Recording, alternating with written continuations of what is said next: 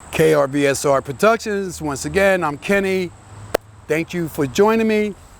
Today we're going to try a little something different. I'm going to ask you a very serious question, and this is happening a lot in relationships nowadays. I don't know why, but it's happening. It's been happening since the beginning of time.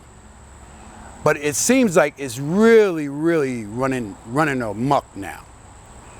What if your significant other continues to ask you to bring a third person into the bedroom? Now, I'm not going to say whether it's man or woman. It can be either one. But what if you have already stressed to them that that's not happening?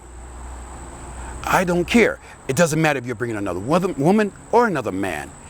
There's nobody else sharing our personal space. But your significant other continues to make the gestures. So what we're going to do today is that I'm going to throw out a few comments or statements that are made when a person is trying to get another person in the room with you both. So you have to decide, is this your lifestyle? Or if you have heard these comments before, or they sound familiar. So you have to ask yourself, hey, that sounds like my situation. Have you ever been with your man or a woman at a time and they said, you know something, I really like this person, and it does, I always had a fantasy of us being with that person, that individual. And so you sit there looking at them like, what, am I not good enough? Am I not performing correctly enough that we have to bring someone else into the room? Okay, now you done heard this come from your significant other, and so you're like kind of like your antennas go up. So also, this is another question that might come your way, that your significant other might say to you, have you ever thought about having someone like join us in the bedroom? And they continue to ask you this time after time, even though you're sticking to your point of view. No one's going to share this bed but us. But doesn't it feel sort of funny when your significant other feels that he needs to have sex with somebody else, or she needs to have sex with somebody else? Doesn't that make you feel insecure? Like, I'm not enough? What about this comment? Have you ever thought about? Have you ever thought about? No, I have never thought about bringing anyone else into the room. I'm happy with you. You fulfill all my fantasies. You know, I don't want to bring another person into this room and spoil what we have. Now, being whatever it might be, that society is trying to make these things a fad, that a third person comes in to spice up the relationship. But if you want to spice up the relationship, why don't you two try, dripping chocolate or honey on each other? I mean, why bring someone else and spoil the romanticism that you already have for each other, or spoil the routine that you may had already made with your husband or your wife? You know what I mean? Sometimes your personal movements and your personal moans and groans are just between two people. But then again, there are some real freaky people out there. And you have to be very careful of the signs that they may bring to your bedroom. Me, myself, and I'm gonna put myself in the picture. I never done it. I don't think I would like it. So you have to make the decision for yourself. Some people said it was all right. I talked to people about it. I tried to do the homework on this. The majority of people said no way. That our bedroom is our personal space.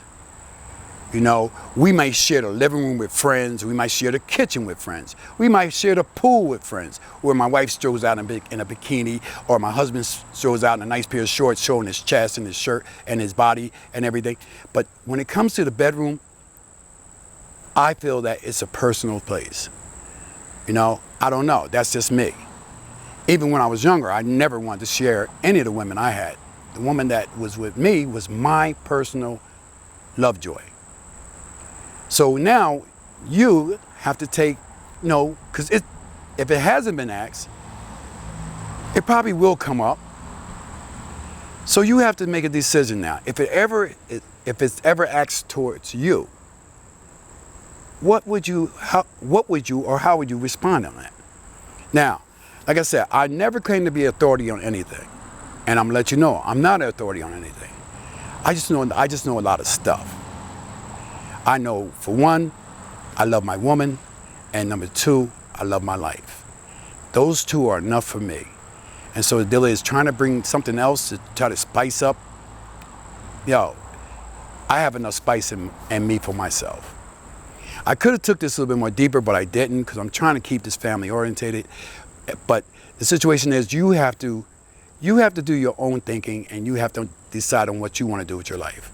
Now, I'm going to do a 4-part series on this podcast on something similar to this. It's this one, and also it's about the game plays, the games that people bring into relationships, or the games that people bring towards you just to get you into a relationship. Sometimes these games are really diabolical and calculative.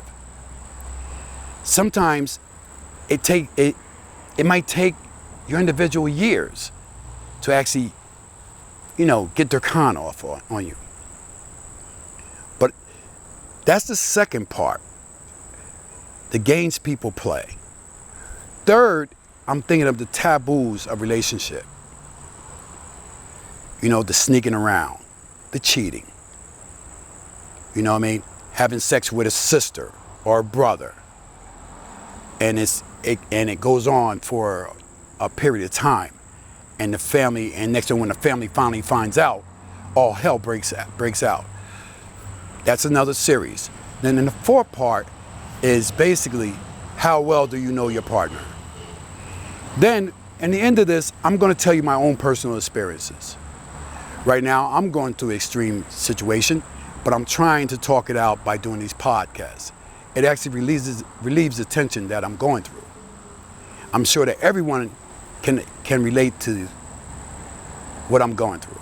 Because one time or another, you probably went through a similar situation, but I'm not going to talk about that right now. I'm just going to give you a hint. It has to do with relationships. Who's giving more and who's giving less? Who's the giver and who's the taker? I talked to my producer about this situation, and he said to me, he gave me the go on this. He said, let's raise a little bit of eyebrows. So I'm gonna raise a little eyebrows. I'm gonna get a little bit more intense. My pods are still gonna stay about the same amount of time, but I'm gonna deliver it to you anyway. This is one of my longest pods. I hope you enjoyed it. My name is Kenny. I appreciate if you can view my podcast. If you like them, push the like button. If you don't, push the don't like. And I also ask you to subscribe to my podcast. Thank you very much. My name is Kenny. Have a beautiful day.